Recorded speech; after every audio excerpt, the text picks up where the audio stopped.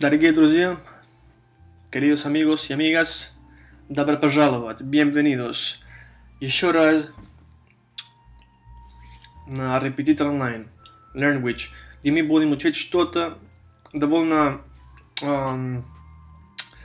как сказать, это не самое важное, но я думаю, что очень важно знать, если ты уже довольно хорошо знаешь испанский язык, то я думаю, что надо это хорошо владеть.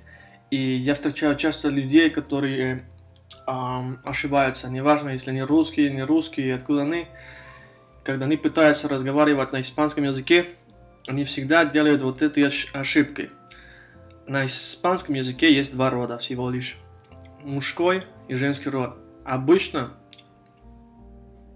мужской род заканчивается с буквой О. Например, chico.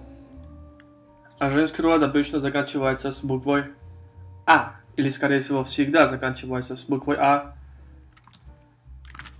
Chica. Окей? Еще одна вещь. Русский, пожалуйста.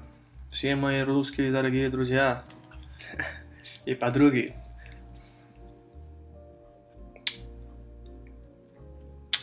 О на испанском всегда это О. Всегда произносится О. Я встречаю часто людей, русских, которые хорошо говорят на испанском языке, но они сами себя путают из-за того, что на русском О довольно часто произносится А, если оно без ударения. На испанском языке это всегда О. Я сейчас буду вам давать несколько примеров, где у нас есть исключения. Потому что мужской род это всегда L, а женский род это всегда La. Женский род всегда заканчивается с буквой А, мужской род почти всегда заканчивается с буквой А, иногда может быть с другой согласной или гласной. А женский род всегда с А. Из-за того, что, например, у нас есть слово carro, это значит машина, а ударение есть здесь, но не пишется. Русские произносят carra, carra, carra. Это не carra, это carro. А раз они говорят carra, они думают о А, заканчивается с А, звучит А, так что, наверное, будет la carra. Но это не carra, это carro. Так что не будет la, а будет el, потому что это очень большая ошибка.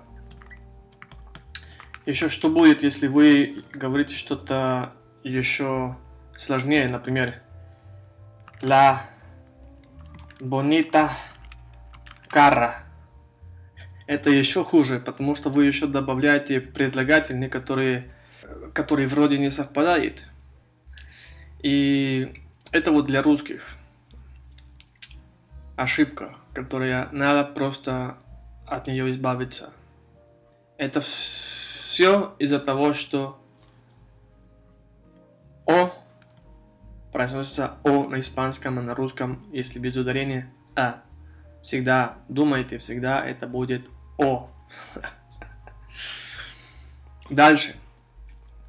Хорошо. Очень интересно, очень полезно и важно. Но, помимо этого, есть еще исключения. Как во всех языках есть исключения.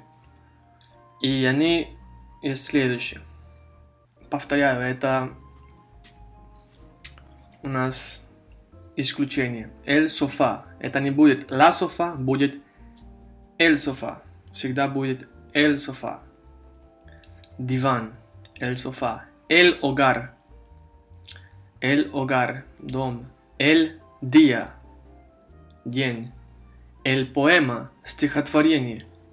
Если вы смотрите направо, вы видите, что замечаете, что я писал стихотва с F. Это потому, что обычно испанско говорящие люди, если я пишу В, они не могут это читать. А лучше, чтобы говорили стихотва, чем стихотба.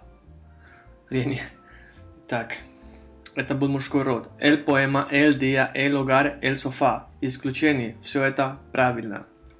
Исключение. Женский род. Обычно или всегда женский род заканчивается с буквой А. Но у нас здесь исключение. Повторяю. La sed, жажда. La sal, la carne, la frente. Это все ежедневные слова, обычные слова, и вам лучше их запоминать. La frente, la carne, la sal, la sed. Это нет. Повторяю, нет el sed, el sal, el carne, el frente. Это логично, но это неправильно. Логично сказать или говорить la sofá, la día, la poema. Очень много иностранцев говорят так. Очень много. Даже если они свободно говорят и отлично говорят. Они сами себя спаливают. Потому что не было бы из-за этого, люди могли бы думать, что они просто, может быть, испанцы или что-нибудь такое. Потому что испанский язык, он произносится довольно просто. А зачем вот делать такие ошибки? Итак, это было все на этот раз. И вы пишите что-нибудь красивого, конечно. Комментируйте, критикуйте, полезного. Что-нибудь полезного. И еще вступайте, подпишитесь. И до следующего раза. Пока.